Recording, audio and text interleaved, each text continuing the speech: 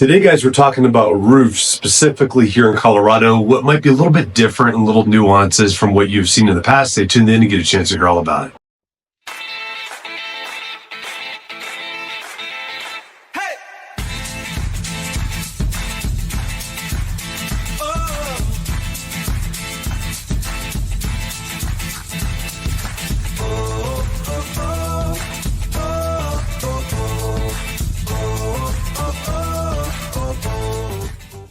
So today, guys, before we get into the meat and potatoes of this video, I just want to state if you've got any questions whatsoever or any kind of real estate needs, please reach out to us. My name is James Dean, the team leader of the James Dean Mountain Homes team. Myself and the agents on the team are here to help. We would love to be able to help you with your real estate needs, whether it's buying or selling here in the Pikes Peak region. You can call us or text us at 719-266-2725. You can also email us at info@jdmrt.net. We are local mountain real estate experts, and we're here to help you. Okay, so today, guys, we're talking specifically about roofs here in Colorado. And I'm just doing a video only on roofs because roofs are one of those things that we typically are looking at a lot, both when we're looking at homes, when you're looking at selling a home, and when we get those inspections done as well, and lots of things that can kind of pop up within those. So we see different types of common composite style roofs or shingle roofs that are out here. We'll usually see a class 3 or class 4. Those are impact ratings for hail. And depending on where you live, that might be a very good idea to spend that extra bit of cash just to get that class 4 rating. And depending on the type of shingle, sometimes it doesn't cost that much more. And when you're already having that money spent, even if it's an insurance claim and you're just doing the deductible, it's worth that extra bit because it can actually save you on your insurance as well. Now, when they say impact resistance and it's a class 4, it is not a hail-proof roof as a shingle roof. It handles it a whole lot better.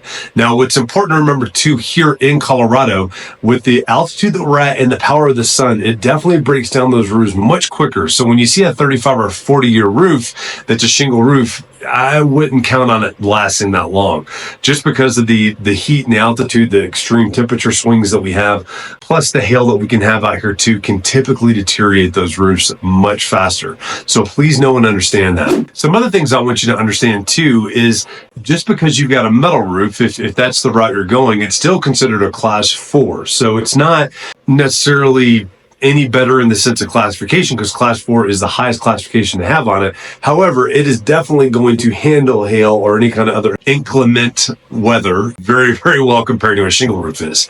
The one downside to a metal roof is if you do end up with a massive hailstorm that comes through, it's probably still functional. Insurance company's not going to do anything for it, and you've basically just received this roof that looks like a golf ball. So it's got a little dents on it. Now that isn't something that you see all over the place, but just know, I mean, if it's a massive hailstorm, that could be the thing that happens.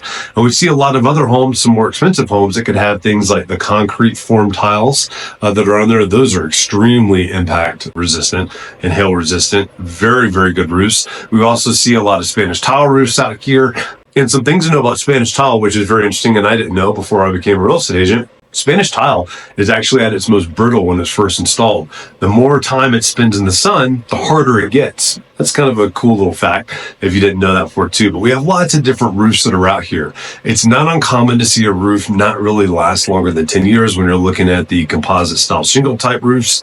There are still some roofs out there that are the old cedar shake roofs, which most insurance companies are forcing people to change because of the high fire danger that could happen with those roofs as well.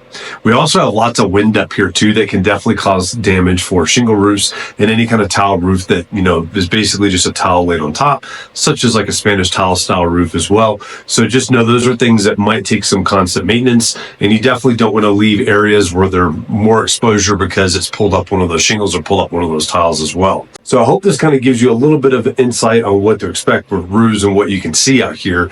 Other things they do now is they put in nice heat ice barriers when they put down the new roofs. That helps keep ice damming from happening as well. Because we're up here in the mountains or even down on the front range, in the wintertime, you have that sun that's moved much further into the southern hemisphere. You're going to have that northern side that is typically going to be in the shade quite a bit, and you could end up with ice dams up into the roof as well. Now, on an older roof, this could be way more of an issue than a newer roof. The newer roofs, they've got those heat and ice shields that are down, so that way if the ice dams do come up, it helps prevent that water from getting up underneath the shingles and then going into the house and causing a roof leak, which can happen too. And then you you'll also see folks use heat tape that'll go up there as well to kind of help break those down and keep those from forming. But it's really, really important to have an actual licensed roofing contractor that knows what they're doing come out and actually install the roofs properly so that you don't have to worry about those, especially in the valleys and on that north side of the roof. We see that happen quite a bit on a lot of these older roofs, and it's something that we're always looking for indications of if there's any kind of leaking or any kind of damage that happen with that too. So hope this kind of helped educate you guys with some on what we see with roofs up here and some common things that we see and that we're looking for. But that's a good, just kind of broad view of it. If you guys have any questions, please don't hesitate to reach out and ask us. And remember, if you've got any kind of questions whatsoever on the real estate side as well, as far as buying and selling, or even just some basic advice, or looking for things to do out here, we are your local mountain real estate experts up here, and we want to absolutely help you with any of those questions you might have. Please call us, text us 719-266-2725. You can also email us at info@jdmret.net, and we'll get back to you as quickly as we can. I look forward to seeing you guys again.